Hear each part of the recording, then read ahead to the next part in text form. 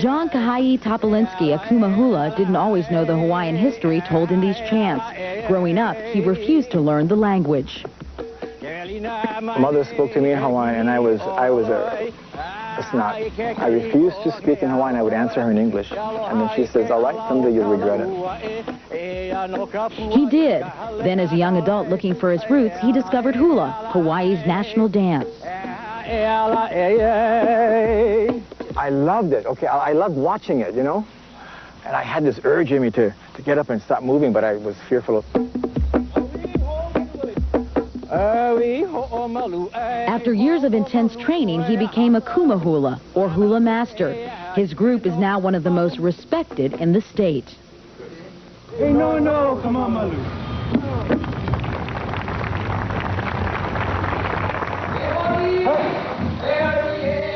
So on Saturdays, his hula classes are full.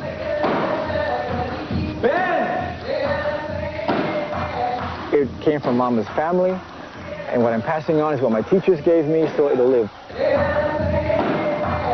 Bend those legs! The hula is significant to the Hawaiian people because in it contains the history of our people, the stories of our past, and it records the stories of the present as well. So it binds the Hawaiian to the ancient past as well as giving the Hawaiian some reason for existence in today's life. The hula that you saw today is a representation of the classical period, which speaks of the ancient gods and goddesses, the time before the coming of the haole, the white man. And it speaks of the mana, which they transmit to the people, giving them reason to continue their life. And the hand gestures as well as the leg gestures are symbolic representations of nature. Symbolic representations also of the movement of the gods in the heavens. And so what you saw today is an example of traditional hula, which is not often seen in public, mainly because there is really no call for it today, other than within the Hawaiian community or families or the royal family of Hawaii itself.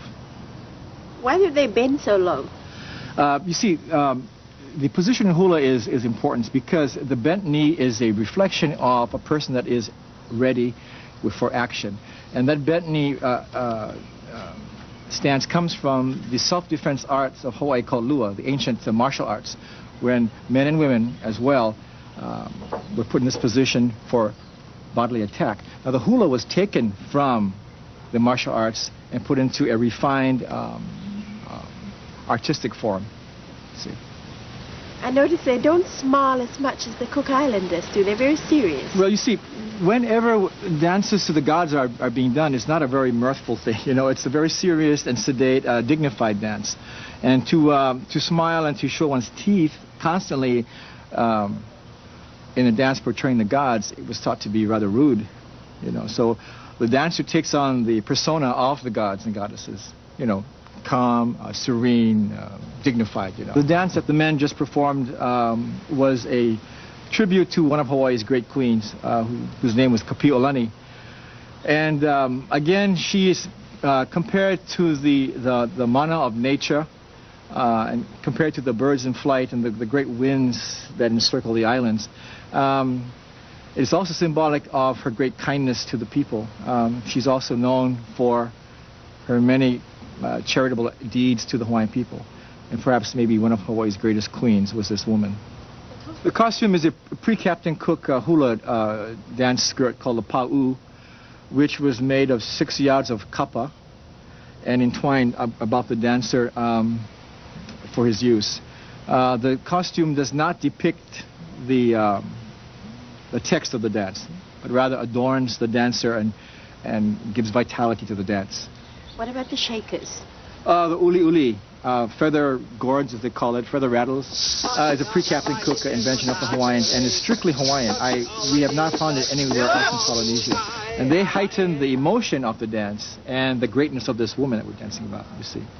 The leg movements are vigorous, and which is characteristic of traditional men's hula. So what you saw portrayed here by our men are foot movements which are characteristically Hawaiian in dancing, Hawaiian men type dancing, you know. Hula is the breath of the Hawaiian. It's the heartbeat of the Hawaiian. It's us.